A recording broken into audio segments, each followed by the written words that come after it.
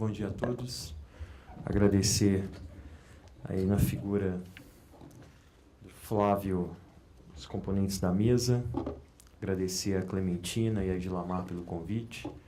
Eu passei 3 anos e meio no Ministério da Ciência, Tecnologia e Inovação, sou do Ministério do Planejamento e agora estou no Ministério da Indústria, Comércio Exterior e Serviços. E temos aí um acompanhamento com o Ministério da Saúde no âmbito do GSIS, de tudo que foi feito aí do ponto de vista das PDPs, que foram bastante discutidas, mas eu vou tentar dar um enfoque nas atribuições que nós temos. Um setor, quando a gente fala de inovação tecnológica em saúde, eu tenho N elementos, eu posso falar de biosimilares, eu posso falar de equipamento médico hospitalar, eu posso falar de, agora que está na moda, medicina digital, digital medicine. Tem várias empresas, inclusive do mundo de tecnologia da informação e comunicação, migrando e fazendo joint ventures com empresas da área de saúde, como é o caso do Google com a Johnson & Johnson, que criaram a Verb Surgical, que é uma empresa que tenta colocar aí machine learning e algoritmos extremamente sofisticados na parte cirúrgica. Você tem empresas como, por exemplo, a Zebra, que tenta fazer aí com deep learning uma leitura de algoritmos extremamente sofisticada que dá uma pré-análise para os radiologistas. São realmente sistemas extremamente sofisticados que vão aí tentando casar um pouco essa linha do que é chamado aí de medicina digital ou MedTech, como alguns também chamam. Então, a gente tem uma atribuição maior nisso. Eu vou falar um pouco do que a gente pode fazer em alguns nichos, o que a gente tem conversado com o Ministério da Saúde, com o próprio Ministério da Ciência e Tecnologia.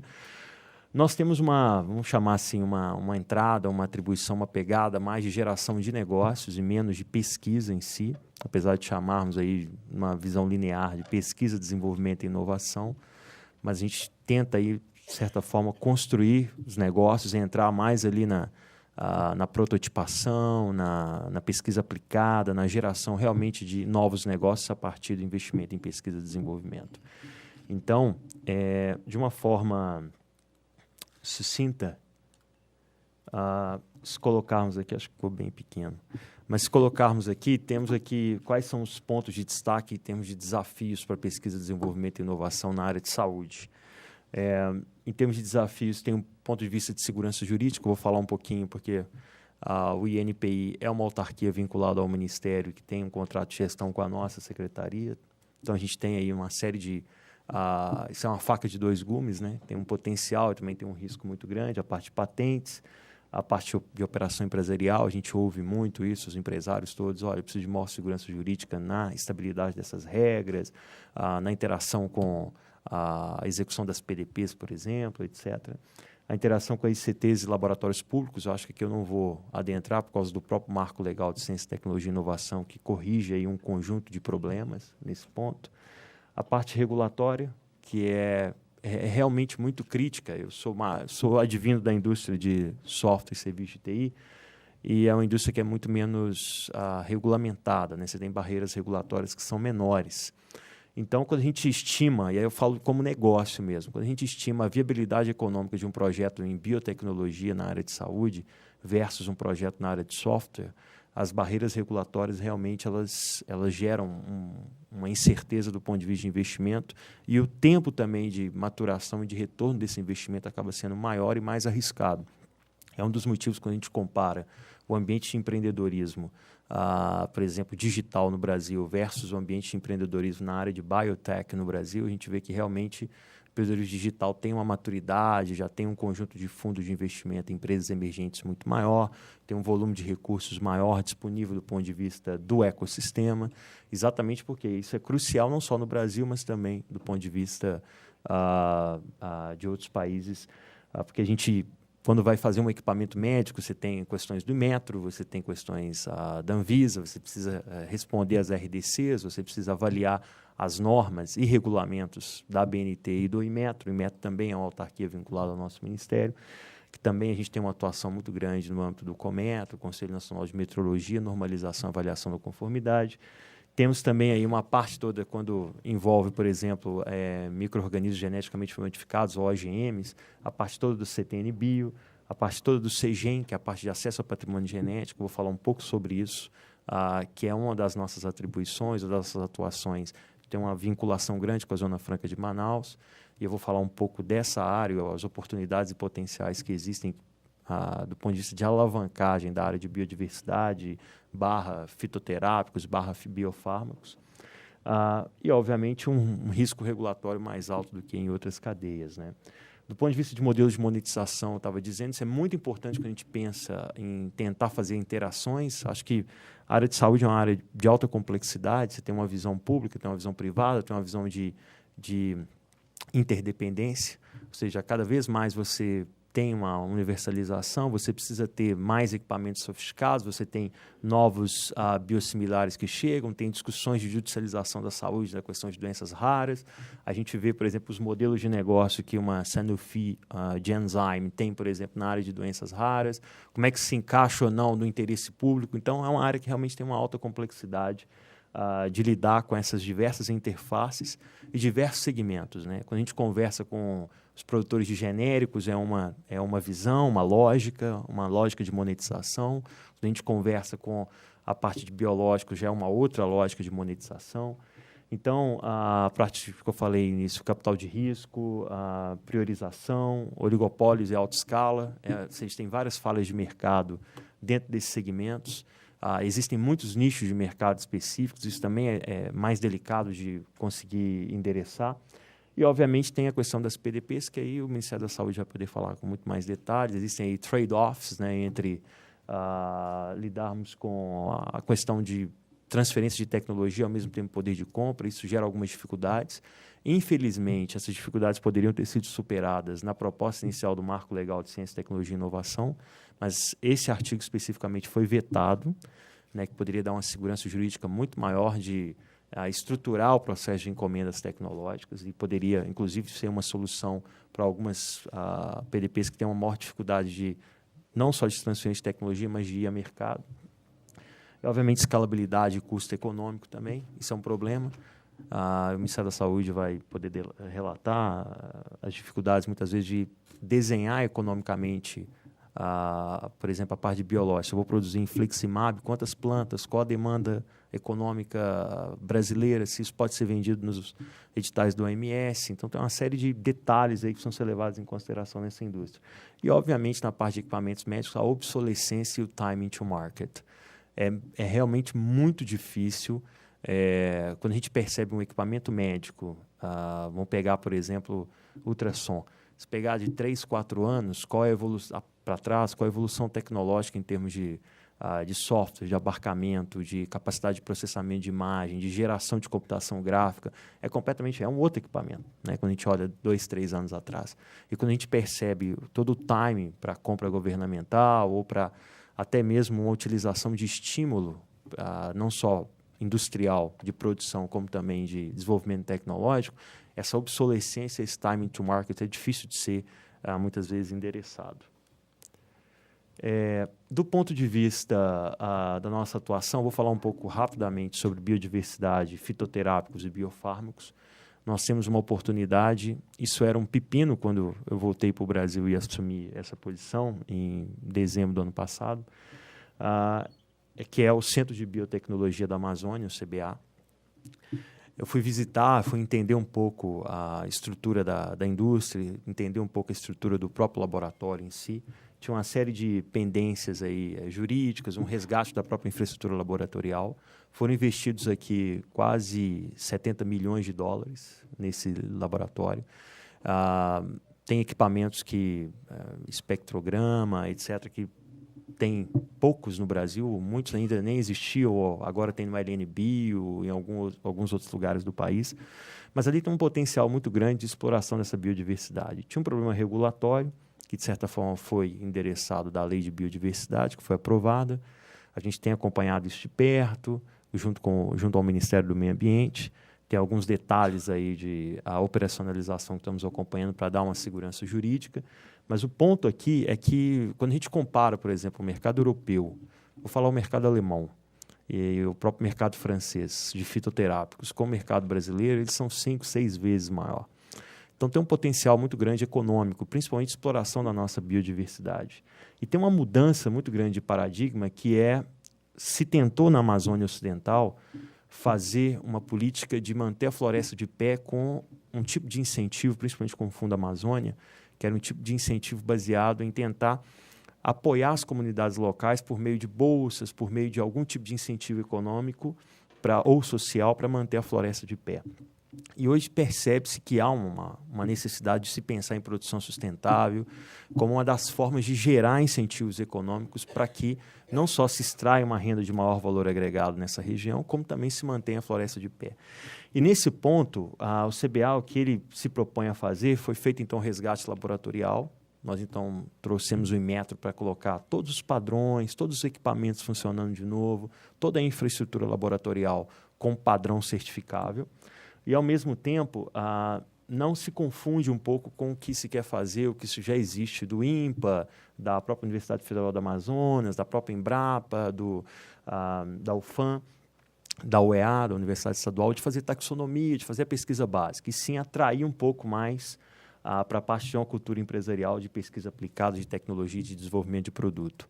Óbvio que aqui tem um enfoque não só na área de saúde, tem grandes demandas na área de cosméticos, haja vista, por exemplo, até o que empresas como Natura, como a Boticário têm investido em pesquisas nessa área, têm lançado linhas, né, como a Ecos, Murumuru, tem lançado baseados na Andiroba, na Copaíba, em várias espécimes que são regionais.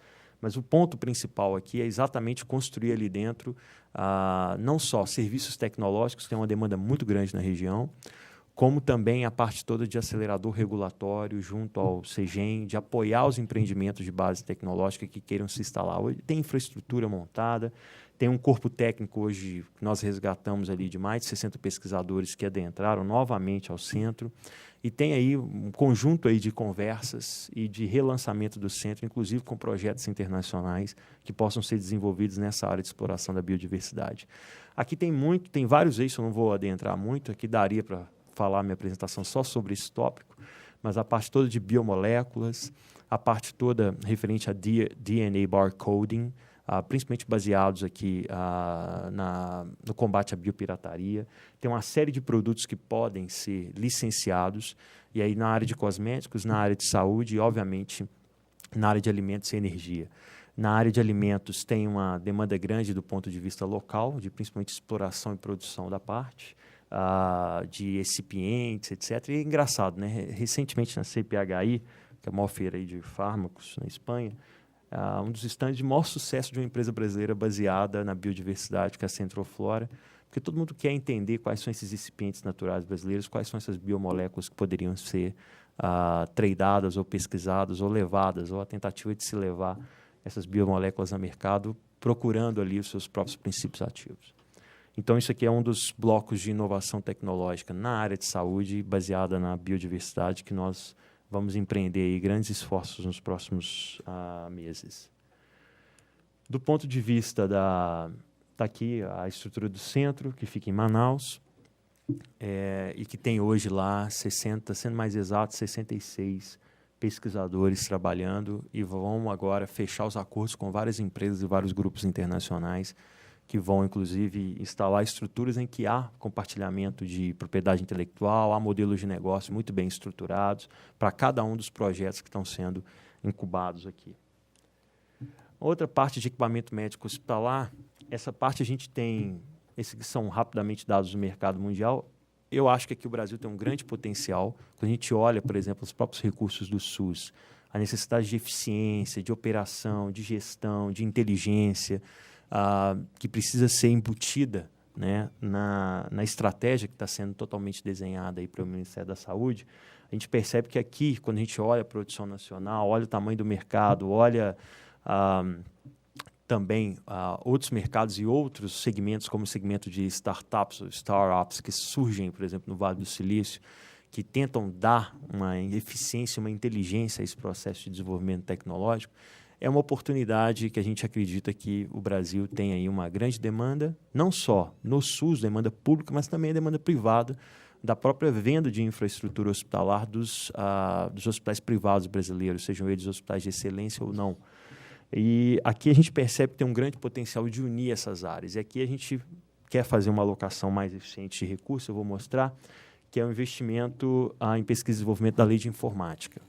Quando eu passei pelo Ministério da Ciência, Tecnologia e Inovação, à época, MCTI, nós desenhamos, junto com o Ministério da Saúde, a parte principalmente dos aceleradores lineares, né, com a Varian, todo o desenho disso como bem de informática e telecomunicações, como que isso se daria, qual que seria o offset, quais as dificuldades desse offset. E o ponto é que a gente percebe que tem um volume de recursos hoje que estão na esfera privada, em pesquisa e desenvolvimento, e que poderiam ser muito bem alocados em estratégias de geração de demanda nessa área. E um dos pontos que a gente percebe de alocação é a própria lei de informática lá na região, que nós fazemos uma gestão junto à SUFRAMA, que tem um acumulado de investimento de aproximadamente 5 bilhões e meio de reais. Tem aqui um investimento anual de aproximadamente 550 milhões de reais em pesquisa e desenvolvimento na área de economia digital.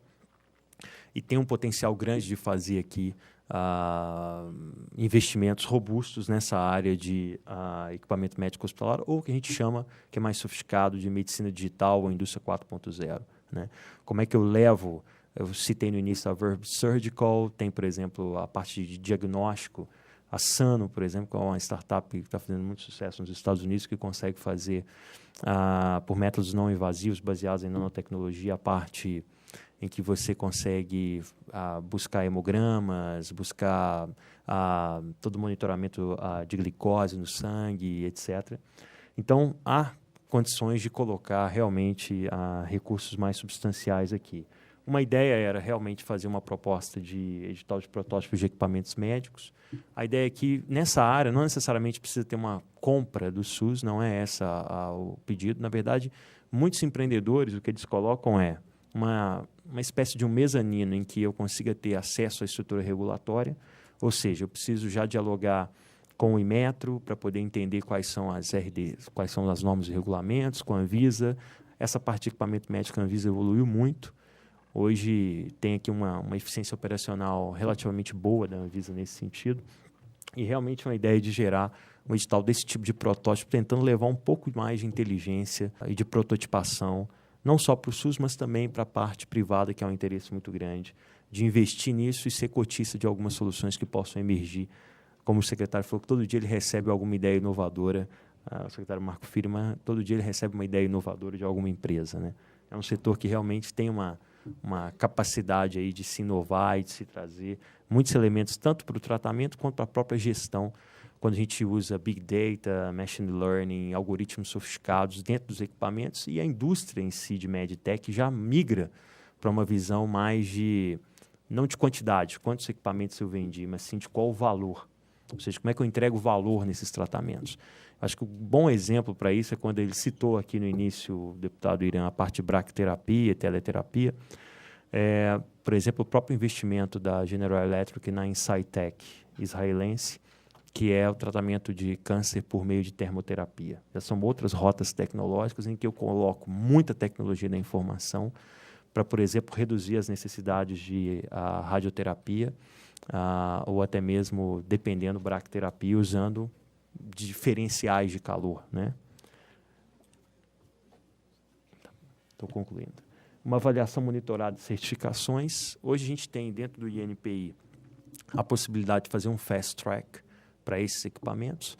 Então, é entregar um pouco essa estrutura para que novos negócios possam surgir e, obviamente, aqui novos negócios também, spin-offs que venham surgir, até mesmo de empresas grandes já estabelecidas, mas que querem testar novos produtos e soluções. E é um pouco a parte de encomenda tecnológica. Essas plataformas de encomendas tecnológicas são interessantes para testes piloto ou compras piloto, né? Um piloto inicial. Né? Aqui não há uma necessidade de fazer uma compra, até porque as compras do SUS nessa área de equipamento médico são descentralizadas, diferentes da parte de fármacos. Mas não é um objetivo ter a necessidade de uma compra do SUS. É interessante ter um test bed que seja feito dentro do SUS. Isso dá credibilidade, até mesmo para se gerar as pesquisas clínicas necessárias para que esse equipamento possa, inclusive, ter certificações e registros em outros mercados, já visando até mesmo a exportação ou a internacionalização da empresa. Por fim, concluindo a parte de propriedade intelectual, isso é um ponto crucial. A gente tem discutido para a inovação tecnológica na área de saúde, ele tem uma faca de dois gumes, porque ele é super importante para quem desenvolve uma nova solução para quem investe. Por outro lado, é importante desenhar, há uma simetria de informação e tem que se desenhar um conjunto de incentivos para evitar comportamentos abusivos também por parte do setor privado. Isso também é um problema, como, por exemplo, vou citar aqui as patentes de segundo uso em alguns casos. Então, são alguns cuidados, necessidades e coisas que nós estamos trabalhando. O próprio protocolo de Madrid, a parte de marcas, esse é mais fácil de ser solucionado, está aí na boca para ser solucionado. A parte de propriedade intelectual em saúde tem aí o que eu falei, uma faca de dois gumes, porque há um problema que está sendo endereçado da anuência prévia com a Anvisa e o INPI.